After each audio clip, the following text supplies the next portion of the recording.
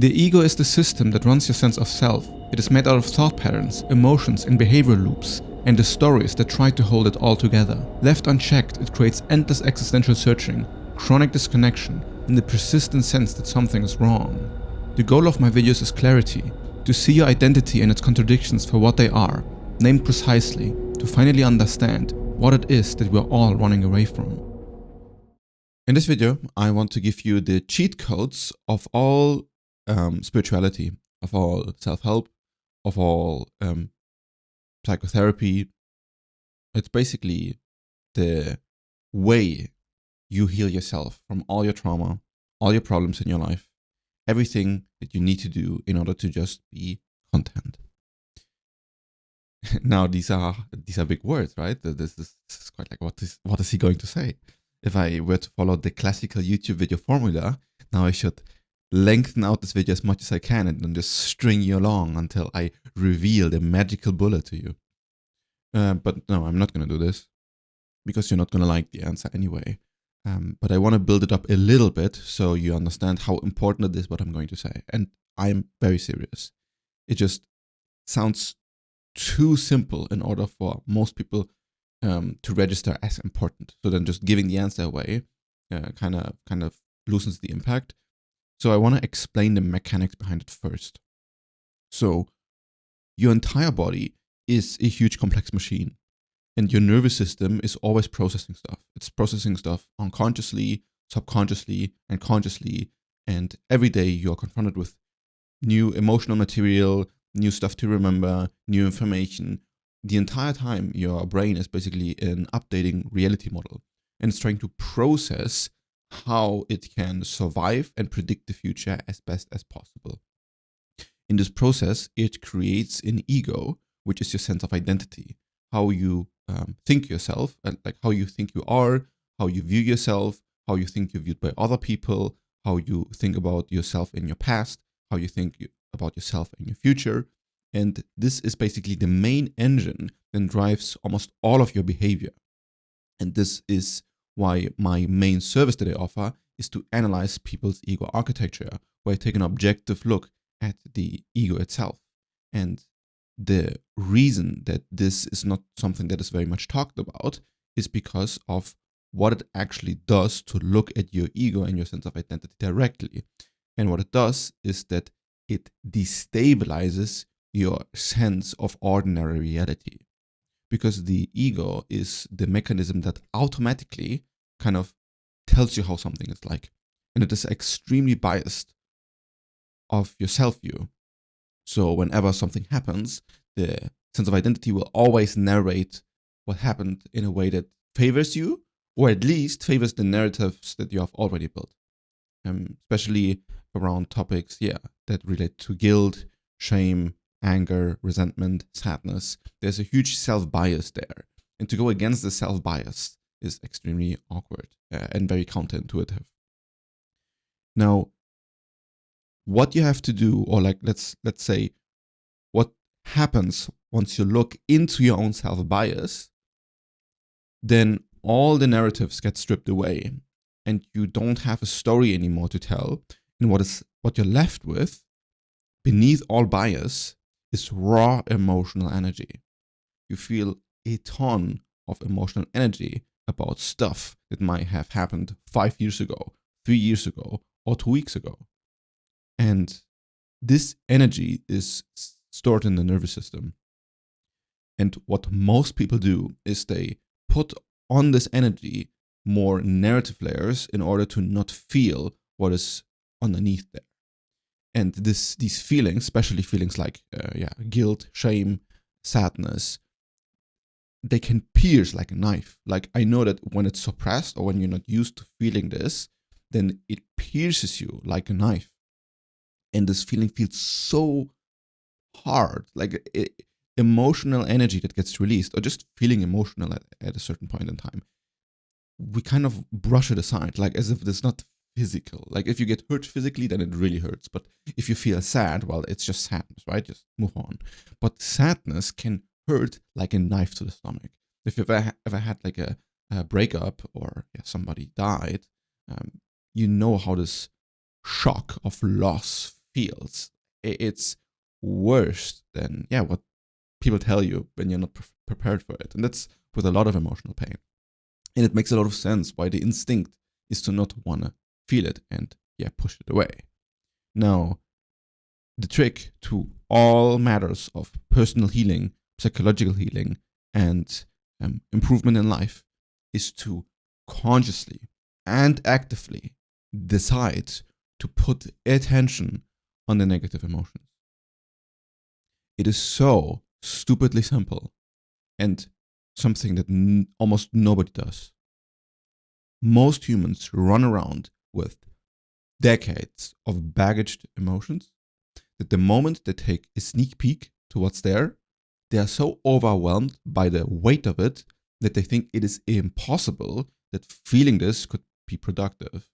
It seems like it would destabilize you or overwhelm you or completely pull your life apart. And as a response, people push it away and don't feel what they're feeling. And as a consequence, the entire ego architecture is now fueled by unconscious negative emotion that has been accumulated that the nervous system has no time to actually process into its own reality model.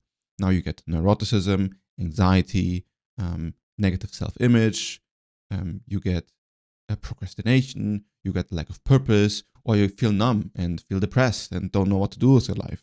Or you start to develop negative philosophies about the world where everything is nihilistic. There's an endless amount of negative symptoms that comes from the fact that people don't want to feel what they're feeling. Now, at the core, the ego has almost always shame in it because most people run around with some sort of learned experience that told them in certain circumstances they shouldn't exist or it's not good for them to exist. This is basically the feeling of being bad, like being a bad person, having done something bad. And from there's this feeling of, I don't want to be bad. So whenever something happens where I did something wrong, I need to, redeem myself for my sins. I need to apologize to a person. I need to do something that validates my own existence. And this is like, especially around this moral loading of badness, there happens a lot of negative conditioning. Because if you're bad, then it's like you're rotten to the core. You should really not exist. And this usually is related to feelings of shame. And on the top layer is, then above shame is sadness, and above sadness is anger.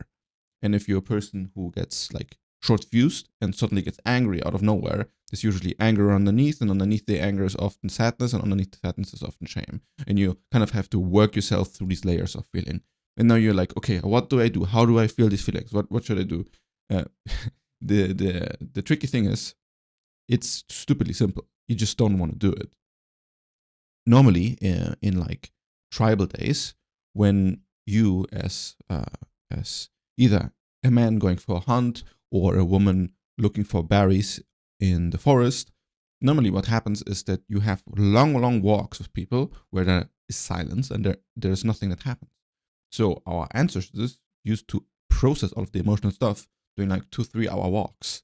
And there was no phone, there was no social media, there was nothing to distract you from the fact that, okay, wow, I went down there to hunt and I failed. And because of this, my entire family doesn't get to eat today. And now I need to walk with the sadness of the fact that, my family they won't starve, but hey, it kind of sucks, right? I did so much work for nothing. Or you went down there and hunted for berries, and then you picked up some weird berries, and then you gave it to your children, and then your children are poisoned because you picked the wrong berries, right? And back in that time, there was much more of a social structure that actually understood that people need their time, they need their silence, and that processing emotions is part of what humans have to do. Nowadays, emotional labor or emotional work is pretty much actively ignored, actively suppressed, and actively acted as something inferior to just physical action. And it is hard to imagine how toxic this has been to society. How little educations modern humans get about their own emotional awareness, to label their own emotions, to be able to understand their own emotions, to not try to always explain your own emotions, because the explanation already is kind of like the intellect trying to push them away most of the time. Not that it's always bad to have like some sort of explanation, but oftentimes when you feel something and your mind immediately goes, why am I feeling this? What is this feeling? Where is it coming from? What happened so that I'm feeling this right now? And you're trying to kind of logic your way into the emotion when what you really have to do is not like, it's not that this is harmful, and not necessarily, it can be useful. But if you notice while doing this, you're feeling less, you're not processing it, you're actually pushing it away. In meditation, you focus your attention on a sense object. Yeah, so the buzzword is the word meditation, right? You just do nothing and experience yourself. But I almost don't want to use the word meditation, because the moment I use the word meditation, there's so much baggage that comes with it, right? It's like, in order to process your emotions, you need to meditate more. Bullshit. You don't need to meditate more. All you need to do is not to do anything but focusing your attention on your emotions. Like, just take time for yourself and focus on what you're feeling. You can lay in bed and just feel. You can take a walk and just feel. You can just sit around for 2 hours and just feel. And who does this, right? Who takes 2 hours or 1 hour per day and just stays in silence with themselves? It's difficult. This is why meditation kind of markets this, right? Meditation is the way we market this act of practice as something to do, when feeling your feelings doesn't really feel like something to do, which is really all it is. You don't actually have to meditate if you can just put your attention on your emotions without getting distracted, which is difficult for most people to do. And yeah, it doesn't matter if you go to therapy, if you go to psychedelic retreats, if you go to meditation retreats, if you are writing down, like journaling and self-inquiring, there will always be something you sense, especially emotions, that needs to be processed through the entire nervous system. And to study how this functions and understand how yourself functions, and to be able to name an emotion, understand where it's coming from, how the architecture has made you want to avoid the feeling or even enjoy the feeling. For example, I worked with a guy, this is actually quite common, who, whenever he started to feel happy, he noticed himself feeling happy and then quickly started to feel sad again. And I remember having some periods of this in my life too, where basically the nervous system got trained that being happy is dangerous, because being happy can mean that you get disappointed. And then very quickly, whenever he got happy, he felt disappointed. And this reaction is kind of like an automatic protection mechanism of the system to not feel happy. So instead of feeling through negative emotions, he actually avoided positive emotions, because positive emotions were feeling less safe than negative emotions.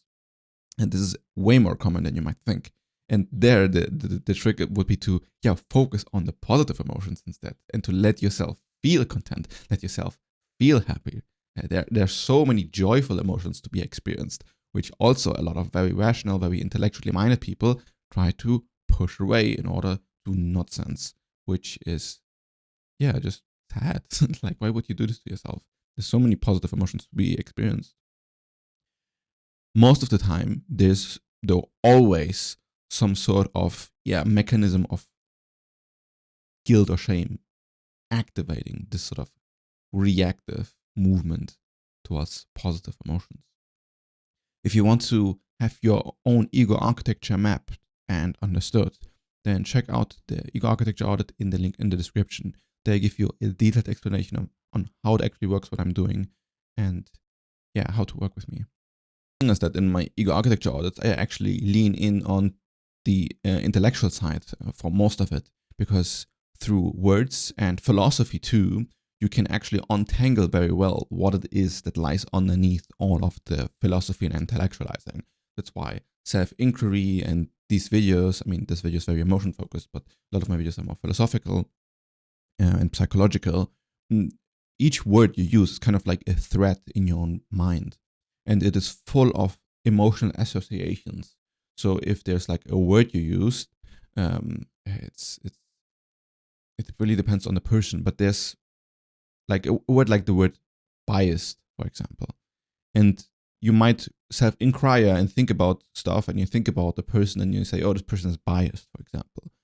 And then you can feel into the texture of the word too, like what comes up when you think biased. have you associations of other people that you dislike being biased? And you think about, I don't know, like a woman that bullied you, a man that bullied you, that used to use this word, or you saw her in this way. Bias is, of course, one example that just came to mind. And you can then figure out that the reason you can never look at yourself as biased is because of the negative view you have of biased people, for example. And then you can check, oh, okay, so I'm not allowing myself the emotion of, the recognition of my own biases towards whatever it might be.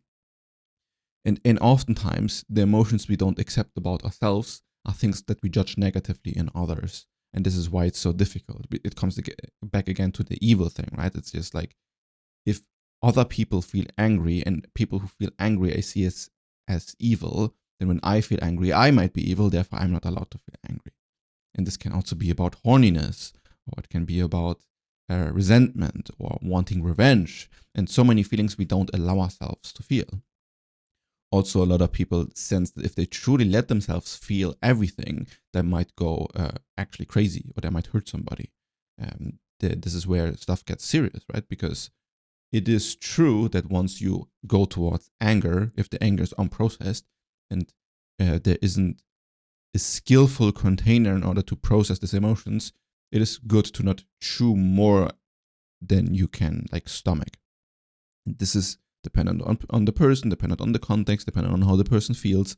But that's why if you go to a meditation retreat, or you take a ton of psychedelics, and you have so much anger in you, it can be quite dangerous, actually, because suddenly the meditation opens up the entire baggage, and you just get flooded with emotion, and your nervous system doesn't know how to handle it, and it can feel so much more intense than you ever thought possible. And this is then often also interpreted as like a spiritual experience. And this doesn't need these esoteric containers. You can just sit in your room in the dark for 4 hours, and it's not unlikely you're going to experience something quite intense if you don't get distracted. And then this flood of emotion that actually kind of overwhelms the ego, like it overwhelms the entire architecture, and makes it so that there's nothing to do but to be. Like, you can actually not push it down anymore. Like the mechanism of ignoring your own sensations and ignoring your own feelings kind of stops working.